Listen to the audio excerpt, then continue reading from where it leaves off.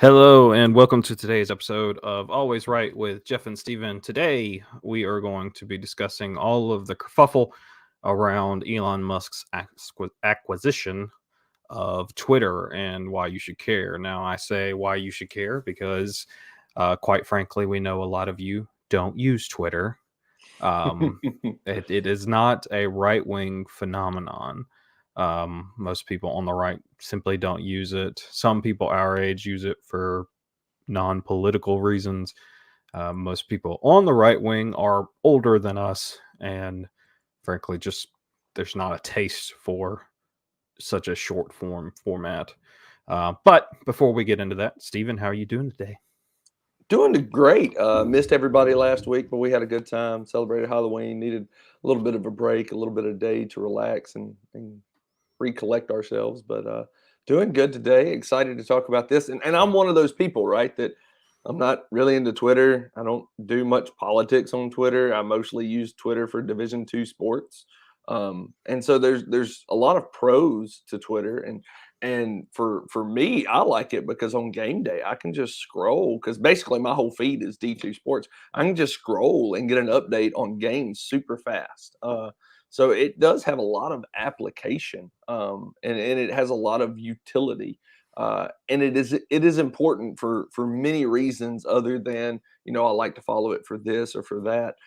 It is an important thing to talk about, and I feel like conservatives need to talk about it more, and conservatives probably need to be active on it more. There have been studies looking at the bias of Facebook versus Twitter versus Insta versus who has what. And yeah, for the most part, conservatives are on Facebook and liberals are on Twitter. I think that's about to change. I really think that that's about to get mixed up, and I think Twitter is going to become more even-handed. One of the reasons that more conservatives are on Facebook is the age bias, right? Older people prefer Facebook and longer content, and they just see Twitter as a leftist cesspool that they're going to get censored on even more than they already get censored on Facebook because they're getting plenty censored on Facebook as well. I think a lot of that's about to change. I think it's about to be more even. There's also a values oriented bias towards Facebook. Facebook is the place where you keep up with your family and your friends that you know personally. It is Hmm. much better for that kind of thing. And conservatives are just by by default more family oriented, um, which is probably why I am an exception to the rule. In Hmm. that, I love my family, obviously, but I don't have to constantly be updated about what's going on in their lives. I've never felt that way, and I'm more interested in news. And Twitter is just more efficient for that for me. Yeah, it's more efficient for that. The other thing that I don't like about Twitter, is like the people that I follow, it shows me the things that they follow or the things that they like. And I really don't care. Like if I It if I does that cared because you about don't. that, I would like it. It does that because you don't follow enough things. It's trying to get Probably. you to follow more. I don't get that anymore. When I drop below a certain follow count, I get that more. So yeah, that's just the little life hack, or Twitter hack. Um, so why is it important? Why is it important for us, the collective us, a group that doesn't use Twitter, to be more involved in Twitter, or why is it important for us to know how Twitter works or what purpose it serves? Hmm. Well, I hate to break it to you, but I'm sure I'm not breaking it to anyone. But the left wing of politics in our society controls the public narrative. They control Yes. the media by and large. Um, with the one exception that everybody talks about, the holdout is Fox News. Um, I would say that Fox News is more corporate than right wing, but they are obviously not objectively left wing. Um, so I understand uh, where that comes from, but because the narrative around our country, what that goes through our country, that is pervasive in our country is of the left-wing bias, um, it is important to understand where the source of that narrative comes from. Yeah, and I And think that's where Twitter comes in because yeah, this is why this is important, and this is a culture war, if you want to call it that, that's worth fighting because what starts on Twitter makes its way out into the ether, and it's the same argument that people still have this argument about school boards and things like that. I saw a commentator here recently talking to a parent on school board. They were like talking to parents about decisions that their school boards were making and whatnot, and they were like, "I want to be involved because I don't think that school boards should be telling them this, that, or really." And she was like, "Well, just to be clear, that's not happening on your school board." And she's like, "But it will." And it's the right, argument of, well, that's happening in California. That's happening in New York. That's not happening right. here, but it will. What Yeah, starts on the coasts makes its way to the middle. What starts on Twitter makes its way into our right. society. And we like to address common myths in our society that are Yes. propagated and that everybody, for whatever reason, have accepted and believed. And one of those myths that we want to address today is that Twitter isn't real life. No, Twitter isn't real life. If you spend a great deal amount of time off of Twitter and around real people, you're probably better off for it. The the message behind that is a positive one. It's pretty good, but you have to understand that Twitter today is your policy tomorrow.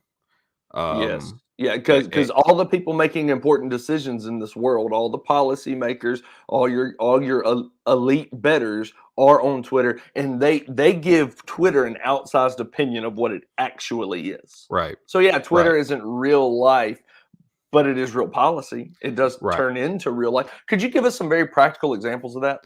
Exactly. Like none of these start on Twitter, but they make their way to Twitter, and that's where all of these narratives sort of coalesce and come together and make their way into the public discussion. But things like critical race theory, Ibram X. Kendi has a very big Twitter following. Radical Mhm. gender theory, which we talk about a great deal on this show, the transgender nonsense and stuff like that. Things that you might even be in favor of, like Ukraine. If you were on Twitter when the Ukraine invasion started, it was a wall of Mhm. blue and yellow, Mhm. a wall of it. And that had some level of impact on our nation's policy in dealing with Ukraine. Yeah, the reason we're Um, still sending them billions of dollars is because of that reaction. That right. our social betters, whether you believe they exist or not, they do. Our social betters were looking at the response on places like Twitter, mostly Twitter, and then going, "Oh, the American people are in very supportive, good support of this. Let's do it So more." let's send a bunch of money to Ukraine and never Hmm. stop. That's what it's become. COVID, that there was a I, there was virtually no um, deviation from the popular narrative on COVID. It There it was zero almost dissent it wasn't allowed. allowed. Yeah, it Yeah, wasn't no. allowed. It wasn't just that there were people on Twitter regarding COVID that were questioning the validity of the vaccines. And if Hmm. you did this sort of thing, you got muted, you got banned. Um, Well, look at Joe Rogan, for example. They tried to censor Joe Rogan when he got COVID because he made a video. It looked like he was in his backyard or something, or on a hike or something. He was like, "And we threw everything at it." And he started that, and he mentioned ivermectin. His doctor threw ivermectin at it, and censored, Yeah, throttled, stopped. and that's actually, I'm glad you brought it up because it didn't come to my mind initially, but this is a perfect microcosm example of how Twitter works. Joe Rogan came out with that. Joe Rogan is very popular. He has a big, huge following, and when he mentioned ivermectin, that was going against the chosen narrative regarding COVID. The That's right. chosen narrative regarding COVID was lockdown, mask, vaccine. Those were the solutions. No other solutions allowed because this was during Trump. Yeah. Um, and so right at that time it was just lockdown and mask. And very quickly, almost immediately, there was this coalescence of the narrative around ivermectin, calling it Hmm. horse tranquilizer. So yeah, horse Dewormer. Come on, dewormer, man. horse dewormer. Horse I was dewormer. raised on a farm. You weren't. I was raised around horses. I just didn't pay attention.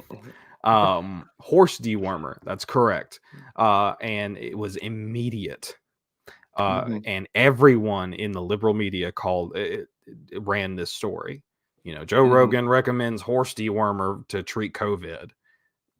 The reason obviously was to invalidate Joe's opinion, and but that started that sort of narrative came together on Twitter, Mhm. and this is how Twitter Yes. works. Yes. Yes. The algorithms that dictate what is trending on Twitter, they are heavily manipulated towards a Mhm. left-wing bias. And but that is sort of a tool that they use to decide if you ever look at modern news stories, it's all here's what people are on Twitter are saying. Like Well, and that that, brings up the next point, right? Is that, yeah, it sets policies. That's why it's important, but also it sets the news cycle. yeah, it sets the narrative. Yeah, Hmm. and that's what people One run thing with. that I was really taken aback by is I don't know if he ever came out publicly and said this, but there was a conservative commentator who mentioned having a discussion with Trump, and Trump mentioned how, yeah, I like being on Twitter because if I'm watching the news and I don't like what's on the news, I'll just send a tweet and the Right, news immediately changes.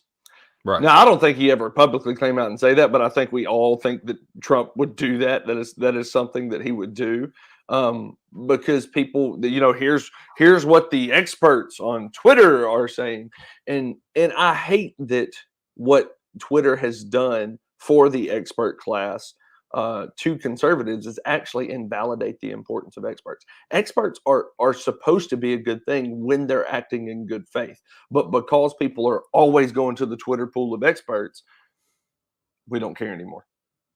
right, We just right. don't care whenever you say experts say XYZ. Yeah, And I it's no because of the longer. Twitter thing. Yeah, I I think we've discussed this before on the show, but I no longer care if that you're a doctor. Like, Yeah. No. do not care. The medical profession has become so politicized, and I'm so convinced that many of them, not all of them, definitely not all of them, but many of them are just here's what I heard from someone I feel like knows what they're talking about. They're Mhm. outsourcing their thinking, Mhm. um, and Now their I care response to these about things. my doctor. I care Yeah, about their opinion.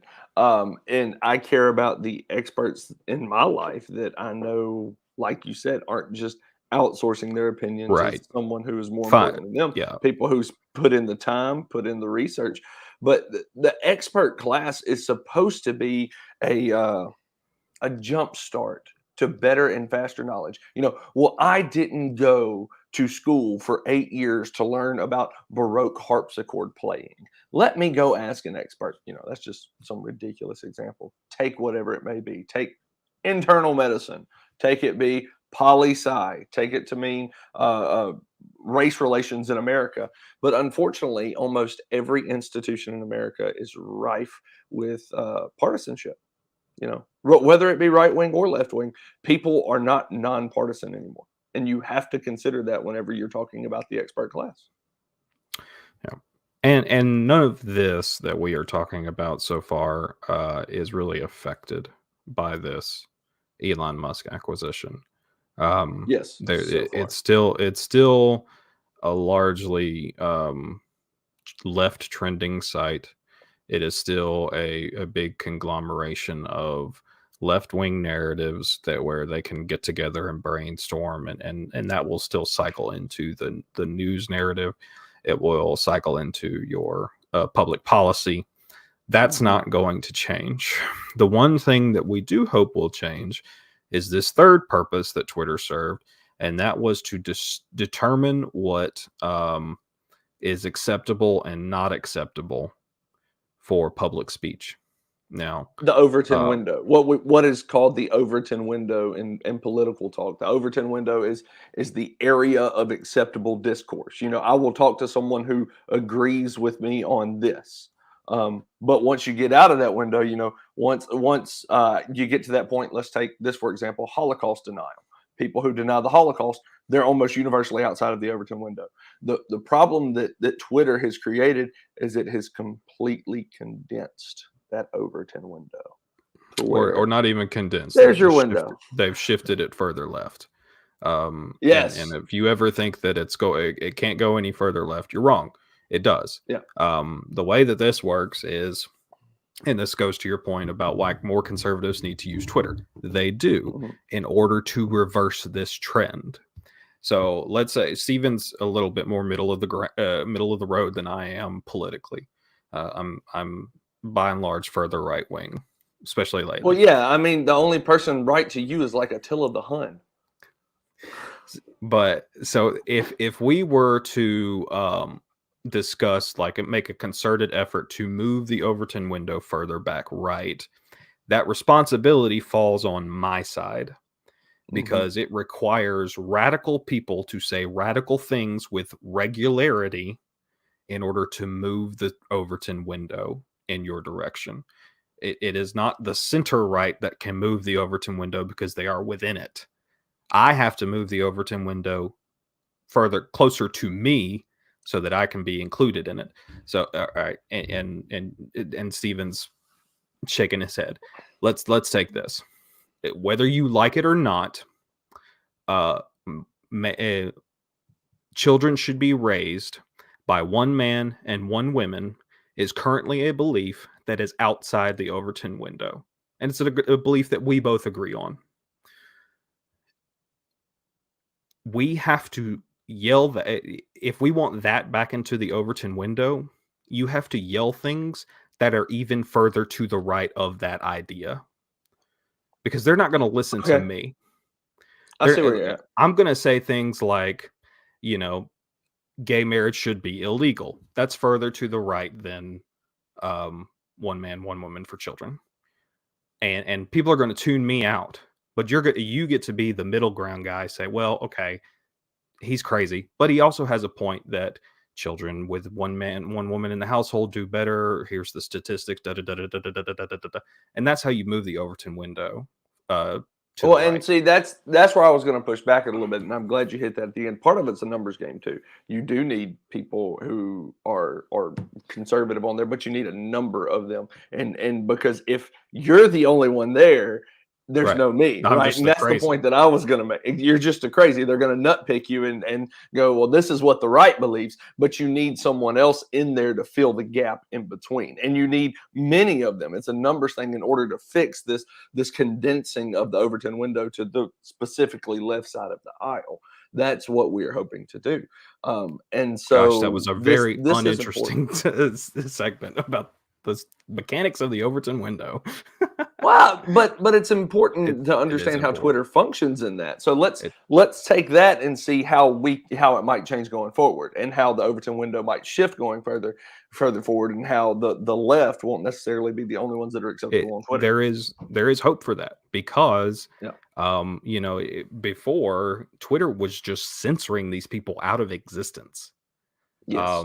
You say, okay, I don't want to take the COVID vaccine because I'm a healthy 30-year-old and I'm worried about unforeseen side effects.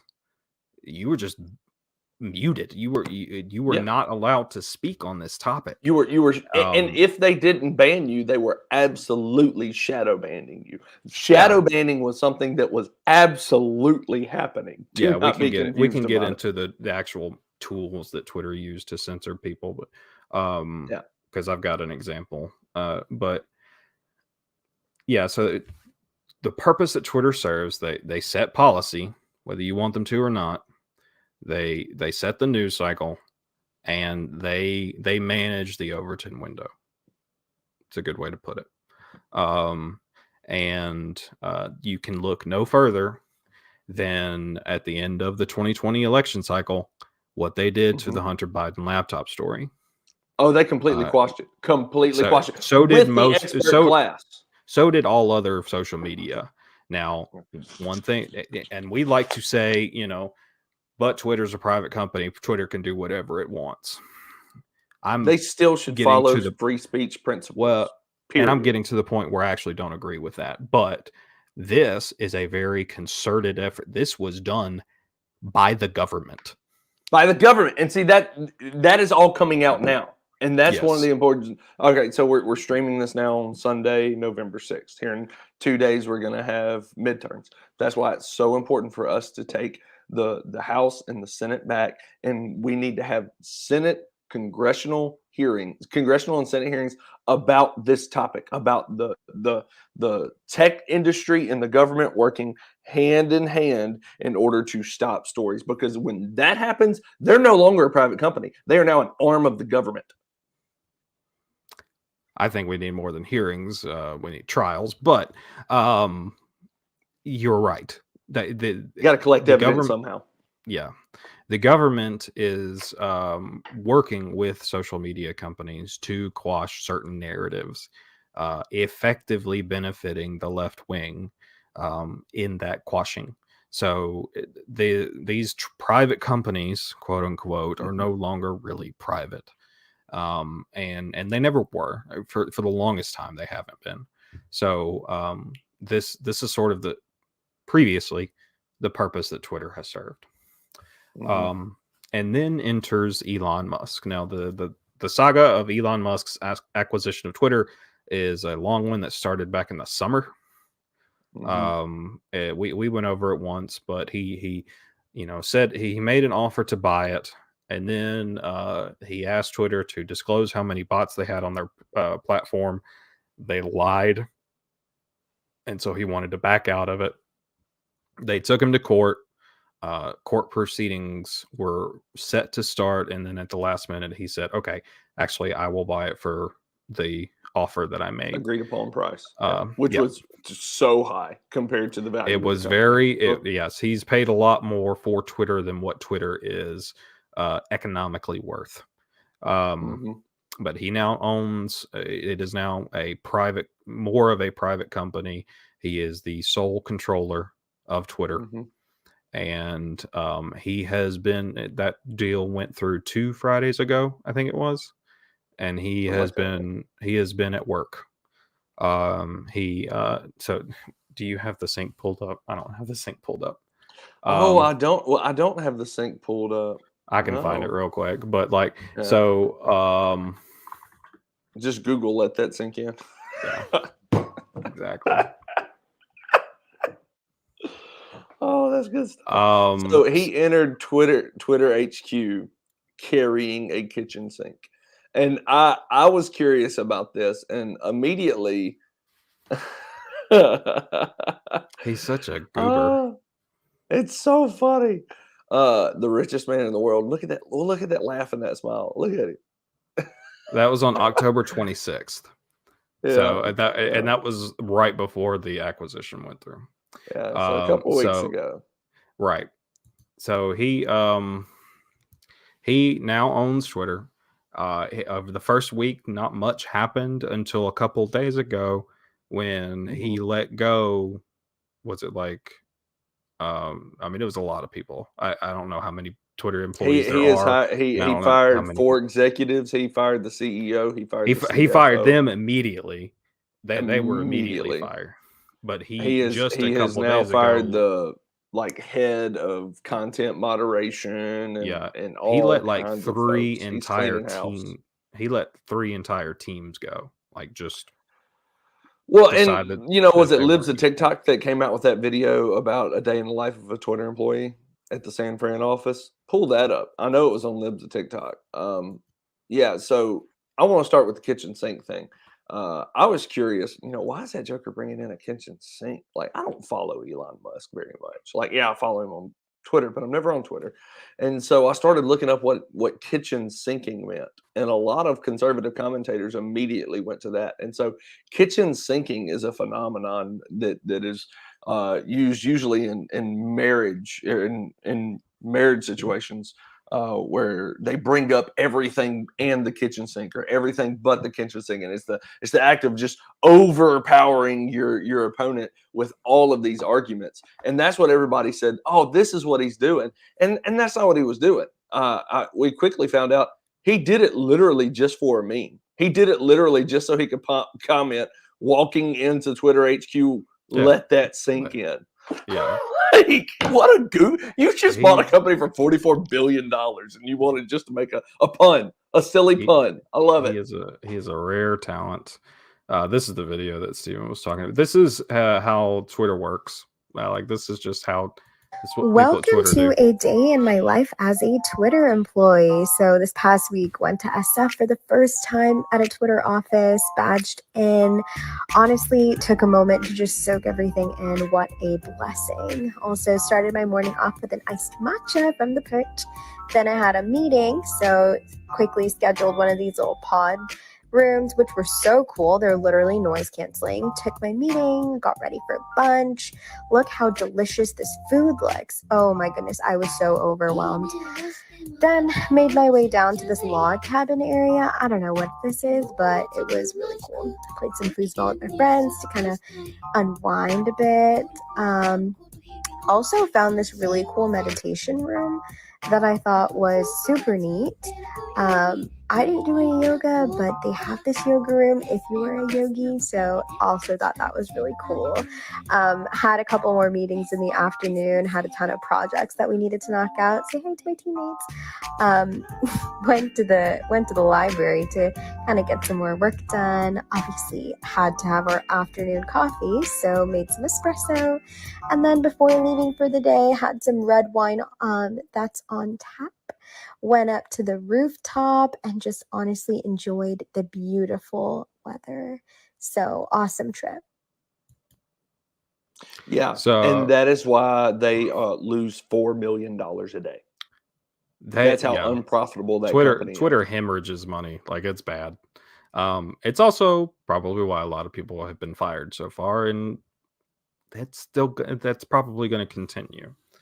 Well, it was. I don't think Elon ever confirmed the report, but it was reported that he said he was going to fire up to 75% of the employees.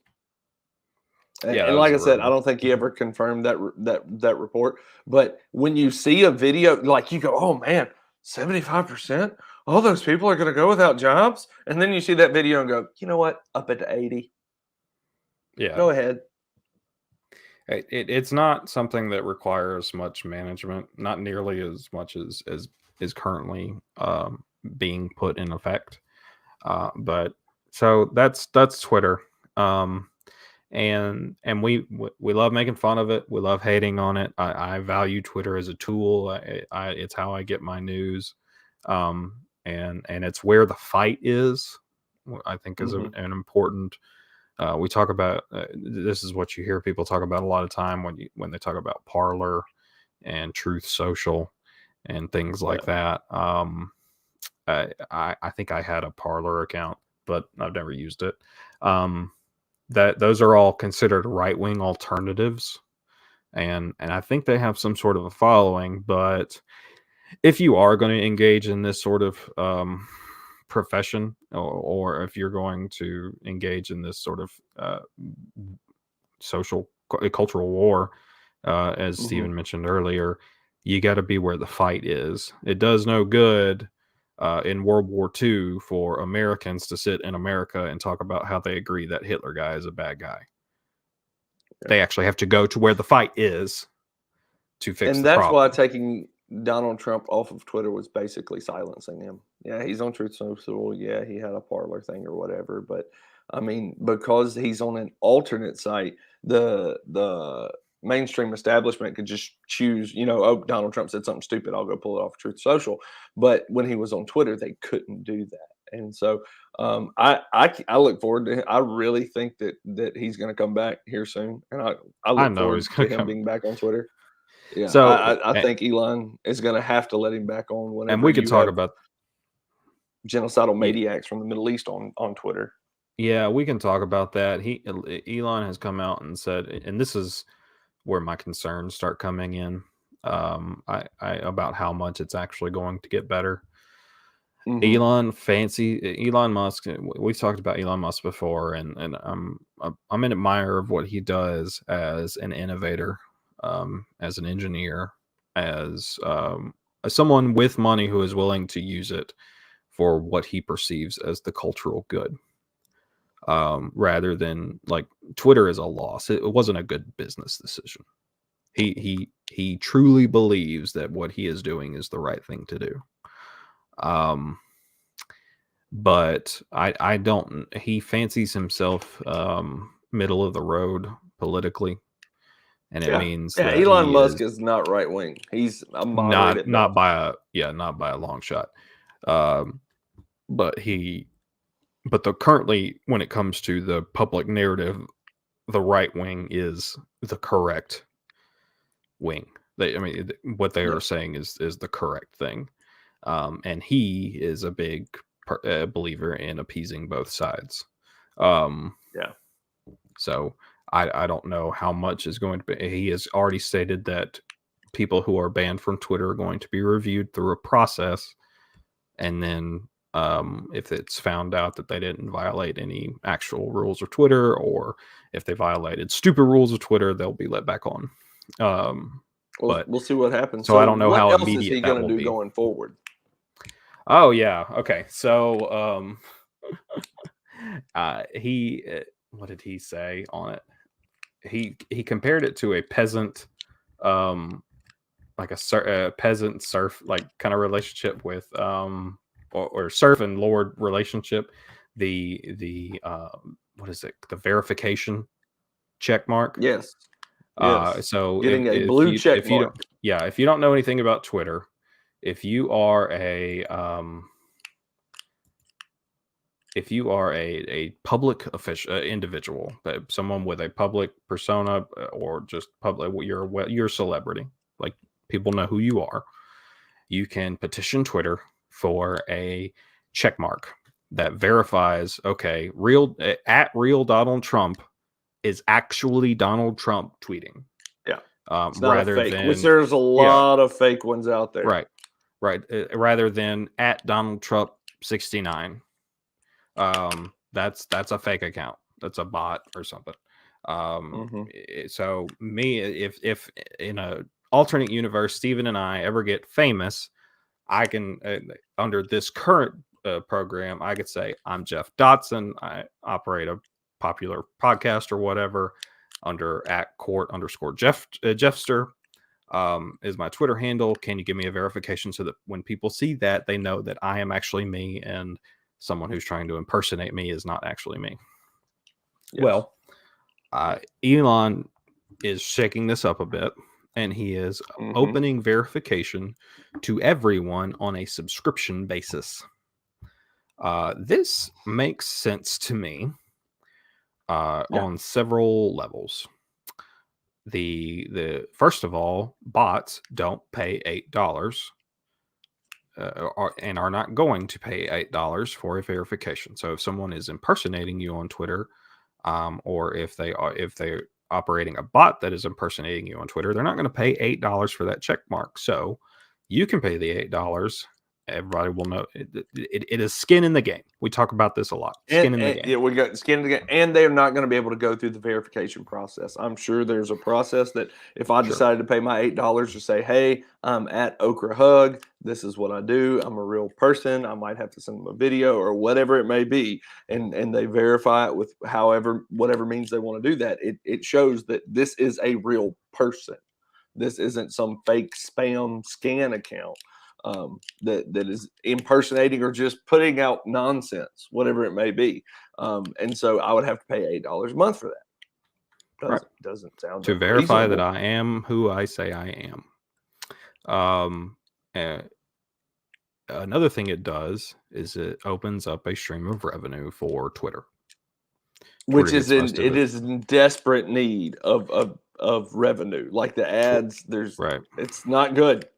Twitter gets most of its revenue from advertising. Advertising is not doing so hot on Twitter lately, mostly because no one that buys anything uses it.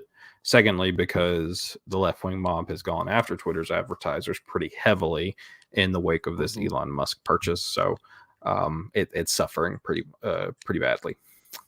This was expectedly met with a resounding decry from the left, who treasure their verification. Now, Yeah, because that's going to be the majority of who's verified. And the other side of this is they've come after Elon. Well, you're supposed to be a free speech absolutist, and if you're a free speech absolutist, why is it not free? yeah. So let's talk about the stated reason that they have a problem, and then the actual reason they have a problem. The stated reason they have a problem is that they, they believe that, they say, oh yeah, exactly what you just said. Elon, you're supposed to be this big supporter of free speech. How is it free if I have to pay $8? Okay.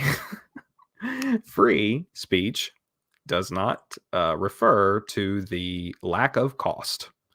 Yeah. As Ben Shapiro said, if you have free speech and you can use your free speech on your telephone, but you still have to pay AT&T your cell phone bill. Yeah, or we have free press, right? So that means my newspaper down the street's free. I don't have to go pay a subscription fee for my newspaper. I don't have to pay 25, 50 cents per copy for the newspaper or anything like that. Oh, wait, Right. free speech has never worked that way. And we've always understood what free speech meant. And this is not a new thing for us. Right. So, yeah. So Alexandria Ocasio-Cortez, one of our just smartest representatives in the U.S. Congress, says LMAO at a billionaire earnestly trying to sell people on the idea that free speech is actually an $8 a month subscription plan. To which Elon Musk replied, "Your feedback is appreciated. Now pay $8." I love it. I love it. Thank you, Elon. Oh, thank you so So much. the free speech means that I can say what I want, free from persecution. I can criticize specifically the government without being punished for my speech. We all know that. Even Alexandria Ocasio-Cortez knows that, but she pretends not to. Yeah, and the way Elon is promoting this, like you said, he brought up Lords and Peasants. On November 1st, he tweeted Twitter's current Lords and Peasant system for who has and doesn't have a blue check mark is BS. I'm not going to say that word. Power to the people, blue for $8 a month. It's reasonable. Yep. It's absolutely reasonable. Keep in mind, you can elect not to pay the $8 and simply lose your check mark. Now, someone like Alexandria Ocasio-Cortez needs her check mark because she's probably got a lot of people trying to impersonate her. I don't. Sure. I don't need a check mark. And I'm not going to pay for a check mark. So Elon also posted this. Alexandria Ocasio-Cortez, she sells her sweatshirt for $58 on Shopify or whatever. I love it. And he found that interesting, which I do too. She's supposedly a democratic socialist. Democratic socialist hates capitalism. Capitalism's evil. It's awful. It's the patriarchy. It's all these things. Now give me your money so you can have a sweatshirt. All right. Yeah. So, all right. So, let's be real. $8 is not a lot of money, especially for someone like Alexandria Ocasio-Cortez, who can, of course, charge that to her, her budget, her Congress budget, because it's PR. It's not it's not outside the realm of possibility. It's not coming out of her pocket. And if it were, you can afford a Tesla. You can afford $8 a month. And that's where Eric Voorhees, if you still have Elon's Twitter pulled up, scroll up to where it says November 3rd, because I don't have it. He reshared this. Oh, okay. He reshared this, and Eric Voorhees, he said, let's remember that Elon Musk charging $8 for premium Twitter experience means Twitter becomes a product again instead of you. And if $8 is too much, you're free to remain as the product. That's the point. And then he also retweeted this from David Sachs. The entitled elite is not mad that they have to pay $8 a month. They're mad that anyone can pay $8 a month. Yes. $8 is not a lot of money. Anyone can pay it. Who is that invested in Twitter? Anyone can pay it, who's reasonably employed. especially anyone who currently has a blue check mark. Yes. The problem is not that I now have to pay for the check mark. The problem is that anyone can pay for the check mark. Mm-hmm. Now, here lately, some stuff has come to light that paying for your verification has always kind of been a thing. Jeremy Boring, co-owner of the Daily Wire, reported that when he was first trying to get verified, he was talking to a representative of Twitter, and his request was denied, even though he is a public owner of a very large media company. Okay. And it's because he's right wing. That's why it was denied. Yeah. Let's not kid ourselves. But someone reached out to him privately saying that if you pay me $15,000, I'll get you verified. Oh my Yeah. goodness. 15 grand? And Jeremy was making a joke about it. It's like, Elon, keep the price at $15,000. I need this to be exclusive from my self-esteem. That's funny. That's But- good. So that's what's next is as he's going to have a subscription service for Twitter Blue, and probably makes more business sense for them, and it's going to open up a revenue stream. The other thing is he put up a post the other day about should we bring back Vine? Was Vine a subsidiary of Twitter? Question mark. I think Twitter purchased Vine. Yeah. shut it So why is it important to bring back Vine? So he did this on October 30th. It was a Twitter poll, bring back Vine, question mark. 69.6% of people said yes. 30.4% said no. Why is that a good business decision? Or if it's not a good business decision, why is it a good decision at all? Elon did it for the yucks, but there's always multiple reasons Elon does anything. And right now, I don't know that you can revive Vine. People have a nostalgia for it that I don't know will ever come back. But it does make sense to open up a competitor to TikTok, because that's what TikTok is. TikTok is bad. Let's face it. Reports came out this past week that they cannot stop China from getting your data if you're on TikTok. There are too many backdoor channels. They cannot do it. TikTok is bad. And this is a national. See, everybody was all over Donald Trump because Donald Trump was legitimately trying to axe TikTok. And let's just say that the president of the United States has access to classified intel that we do not. And so if Donald Trump was actively trying to axe TikTok, there's a reason for it. There's an important reason for it. Yeah. And so Vine being a competitor to TikTok would be a good thing. I don't know if that'll be as good as TikTok's algorithms, because the people that I know that are on it say it'll suck you in real quick. But TikTok is not good for a lot of reasons. But one of them is national security. Yeah. But people have a lot of nostalgia for Vine. Could be another revenue stream for them. That Twitter bought Vine, I think, and tried to roll it into Twitter. And that's what killed it. Okay. Like, it's kind of like Facebook. Like, you don't go to Facebook for Reels, the stories or reels or whatever. Yeah. You go to Facebook for Facebook, and then sometimes you look at the reels. Kids ask me if I've seen the TikTok, and I told them no. I saw it on Facebook Reels the way God intended it 2 weeks after it came out. Duh. Yeah, but you go on TikTok for TikTok. It's like this. It's like this thing with YouTube where YouTube creators can now make posts.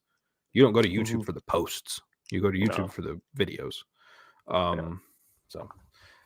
That is a pretty good recap of what has happened with Elon. Like I said, I still have some concerns because he likes to play middle of the road about how much of this is going to change for the better. He came out recently and said he tried to appease the radical left, but they went after his advertisers anyway, and he was subsequently reminded by everyone on the right and said, don't try to appease the radical left, because it's not going to work. You can never placate a mob. And I think he's actually learned that lesson. He may have already known that lesson, and he just did it so that he could further solidify his own. Yeah, so that he said that he could, that he tried. Yeah. I tried. I did my part. They didn't want to listen. But what One thing that I also want to mention as far as concerning he's doing all of this very slowly. Now, this next thing can't be really laid at Elon's feet because he's only been there a week. But right now, I don't know what I don't know if this is an outside company that sort of does this, but this is a tweet that came out on November 2nd, so less than a week ago. There's a lot of censorship surrounding the election. There's a lot of attempts to tamp down on what people on the left like to tell you are attempts to undermine the election. This is a tweet by Jesse Kelly on November 2nd. It says, pro tip, if your state cannot count every vote on election night, there's cheating in your state. Entire nations count their votes on election day. If you can't, it's because you don't want to. Now, agree or disagree with this statement. I agree with it. You can't comment on this tweet. You can't retweet this tweet regularly. You can't like this tweet. You can't engage with this tweet. The only thing you can do is what's called quote tweeting it. And that's when it shows his tweet and then you have a comment above it. That is the only thing you can do with this tweet, and it has been labeled as misleading by quote unquote U.S. election experts. Again, the experts. And U.S. elections are safe and reliable according to fact checkers. Now, Jessica Kelly also likes to make the point that if the more you open up early mail-in voting, the less secure your election is. That is also true. It's just a fact of life. And he gets hammered for that occasionally. But this sort of stuff is still going on Twitter. There are several tweets that are still going up that have quote unquote context added by an unrelated site that has been given access to do this sort of thing. What is it called? Twitter Birds Watch or something like that. So this sort of stuff is still going on. I don't know if this is a holdover from the old regime and Elon is just working on filtering this stuff out. But if it doesn't go anywhere, then this is not a free speech platform. This if this is not resolved, and he actually needs to do some moving and shaking. They're saying they hit that because they're saying that that's election denial, and it's not election denial. It's just a statement of fact. We're not saying that votes don't have to be recounted, but if you can't count your vote, it's 2022. We're not counting these things by hand. If you can't count the votes in by election day, especially when some of these states, a quarter of their votes are done early, what are we doing? And I mean, why even have an election day anymore with so much early voting? We live in Mississippi. It's very strict early voting. We have absentee voting, where if for adequate reason you will not be in your area for election day, you can vote absentee. But we don't have early voting. We don't have open polls a month ahead of time. We don't have mail-in ballots. We don't have anything like that. They still count all of our votes in a night. Florida, how many millions of people are in Florida? They're some of the first ones to get counted. We have several constitutional amendments to open up voting to more people. The 19th Amendment opening it up to women.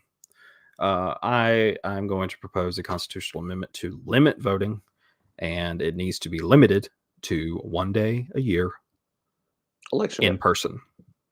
In person, yeah, absolutely. If you can't make it, if you are absent, with the exception of for military service, you don't get to vote.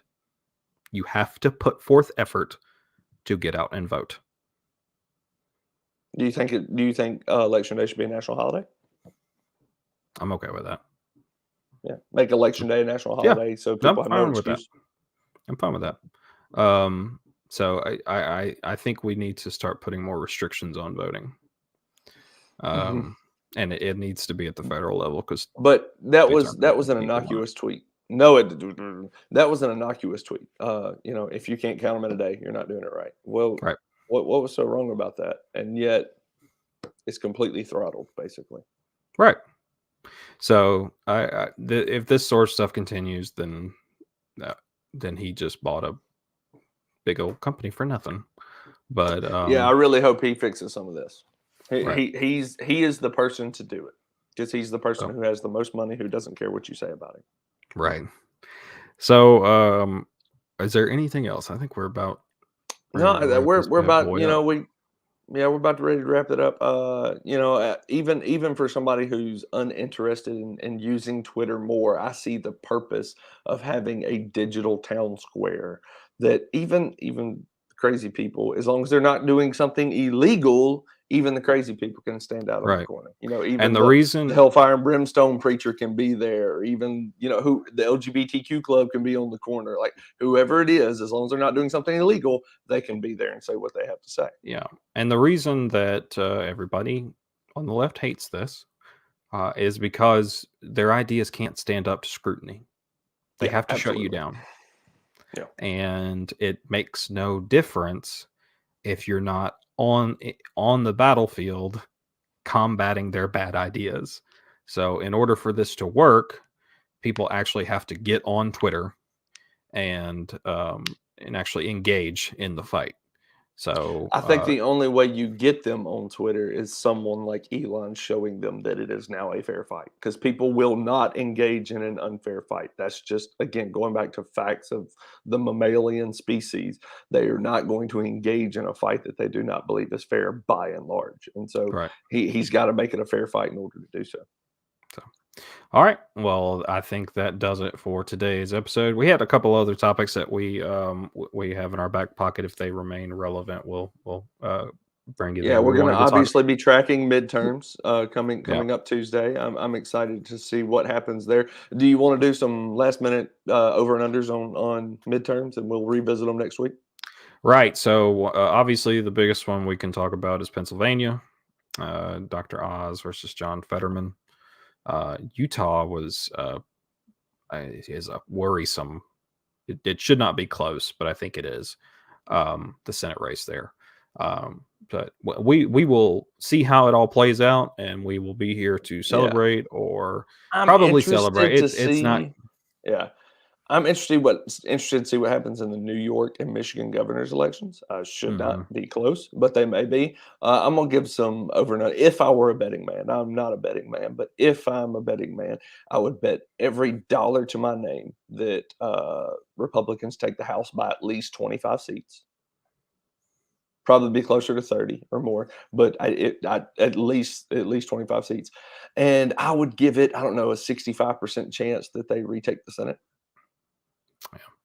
So next week we'll if I were a probably. gambling man. Right. So next week we'll probably talk about the election. We will probably be here to celebrate a by and large Republican victory, and I will probably be here to bring all of you down with my opinion on whether they're actually going to do anything with that victory or not. So, Yeah. thank you all for listening.